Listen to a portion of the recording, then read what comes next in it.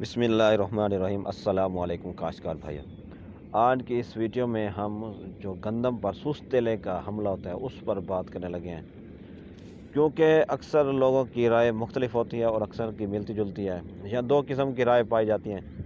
کچھ لوگ کہتے ہیں کہ محکمہ زراعت کہتا ہے کہ آپ جو سست تیلے کا سپرے ہے وہ نہ کریں۔ کیا وہ صحیح کہتا ہے؟ کیونکہ یہاں کسان سوچتا ہے کہ اگر ہم سست تیلا جسے ایفڈ کہتے ہیں اس کی سپرے کر کے ہم اپنی 3-4 من پیداوار بڑھا سکتے ہیں۔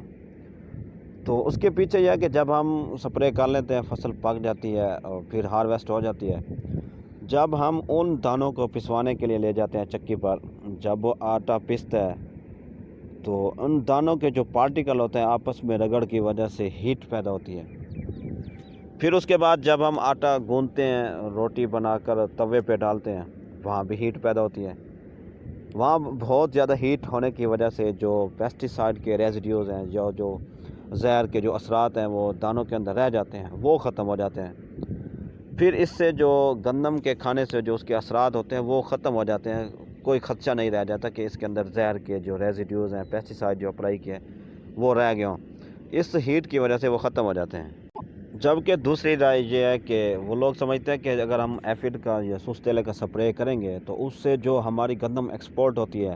جسے ہم آرگینک گندم سمجھ کر اسے ایکسپورٹ کرتے ہیں، تو اگر پیسٹی سائڈ اپلائی کریں گے تو اس کے جو پیسٹی سائڈ کے ریزیڈیوز ہیں وہ دانوں کے اندر رہ جائیں گے، اس سے جو ہماری کوالٹی ہے یا آرگینک ویٹ ہے وہ متاثر ہوگی۔ تو باتیں تو وہ بھی ٹھیک ہیں، وہ بھی اپنی جگہ ٹھیک ہیں، مگر اصل مسئلہ کہاں ہے؟ کیونکہ پہلے تو ہمیں کوشش یہ کرنی چاہیے کہ ہمیں چیک کرنا چاہیے کہ جو سست تیلے کا حملہ ہے وہ ہماری معاشی نقصان دہ لیمٹ کو کراس کر رہا ہے یا نہیں۔ اگر ہماری جو معاشی نقصان دہ حد ہے اس کے اگر نیچے ہے تو پھر تو ہمیں اس کا سپرے اپلائی نہیں کرنا چاہیے۔ تو کیونکہ جو لوگ سمجھتے ہیں کہ ہم نے ایکسپورٹ کرنی ہے گندم، دوسرا جو یہ واحد فصل ہے جس کا ہم بیج خود تیار کر رہے ہیں، کیونکہ جو ہمارے ریسرچ سنٹر ہیں، جو ہمارا فیصل آباد میں ایوب ریسرچ سنٹر ہے یا ازری ہے یا برانی ریسرچ سنٹر یا ہمارے بھالپور میں ریسرچ سنٹر ہے، یہ بڑی محنت کر رہے ہیں بیج خود پیدا کرنے کے لیے۔ اس کے علاوہ جو لوگ سمجھتے ہیں کہ ہم نے اپنی گندم کو ایکسپورٹ کرنا تھا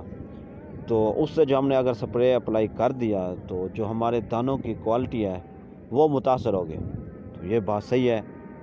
کیونکہ جو لوگ کہتے ہیں کہ ہم نے اسے جب پسوا لیا یا روٹی بنا لی توے پر، کیونکہ ہم یا آٹا یا وہ روٹی بنا کر تو ایکسپورٹ نہیں کر رہے، ہم نے دانے ہی ایکسپورٹ کرنے ہیں۔ تو ان کی بات یہ صحیح ہے کہ اگر ہم پیسٹی سائڈ کے ریزیڈیوز رہ جائیں گے تو ہماری جو آرگینک ایکسپورٹ ہے گندم کی وہ سپلائی جو اس کی ہے وہ متاثر ہو سکتی ہے۔ کیونکہ اگر محکمہ سفارش کر دیتا ہے کہ سست تیلے کا سپرے کریں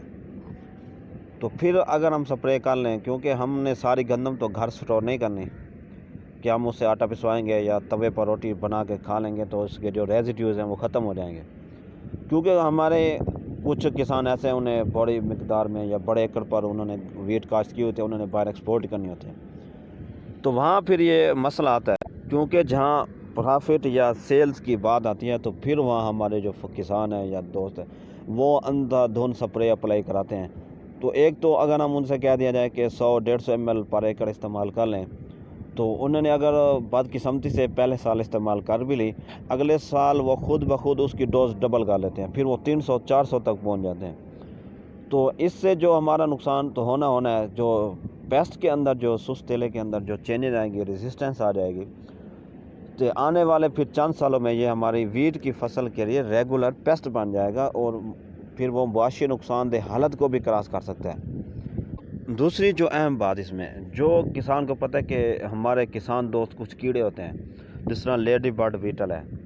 وہ اگر آپ نے دیکھا ہو کہ وہ اکثر گندم کی فصل پہ پھرتی رہتی ہے، جس کی وجہ سے کچھ انسیکٹ ایسے ہوتے ہیں جو اس کی وجہ سے میجر انسیکٹ نہیں بن سکتے۔ کیونکہ اگر ہم اسے بھی ختم کر دیں، کسان تو سپرے پیسٹی سائڈ کا اتنا استعمال کریں گے جو اس کے دوست کیڑے ہیں وہ ختم ہو جائیں گے، پھر خدا نہ خواستہ کوئی ایسا کیڑا جو ہمارا میجر پیسٹ بن جائے یا ریگولر پیسٹ بن جائے گندم کے لیے۔ تو کیونکہ آپ کو پتہ ہے کہ یہ واحد ایسی فصل ہے جو پورے پاکستان میں کاشت کی جاتی ہے اور بڑے رقبے پر کاشت کی جاتی ہے۔ دوسری بات، پھر ہم اس کا جو سیڈ ہے وہ ہم خود بناتے ہیں۔ اگر ہم اس کے لیے کوئی ایک بھی ریکمینڈ کر دیں کہ یہ پیسٹیسائڈ اپلائی کریں، تو پھر آپ سوچیں کہ اس کے نام سے کتنی پروڈکٹ آ جائیں گے، کتنے لوگ اس پر پیسہ انویسٹ کریں گے، پھر آنے والے مستقبل میں کسان کا فیوچر کیا ہوگا، گندم کی فصل کے ساتھ کیا ہوگا۔ پھر جس طرح ہماری کپاس کی فصل ختم ہو گئی ہے، آپ خود دیکھ لیں، پھر ہم گندم کی فصل کے ساتھ بھی ہمارا یہی ہوگا۔ تو لہذا کوشش کریں کہ اپنی سفارشات دینے سے پہلے پہلوؤں کا جائزہ لے لیں کہ آنے والے دنوں میں کیا ہو سکتا ہے۔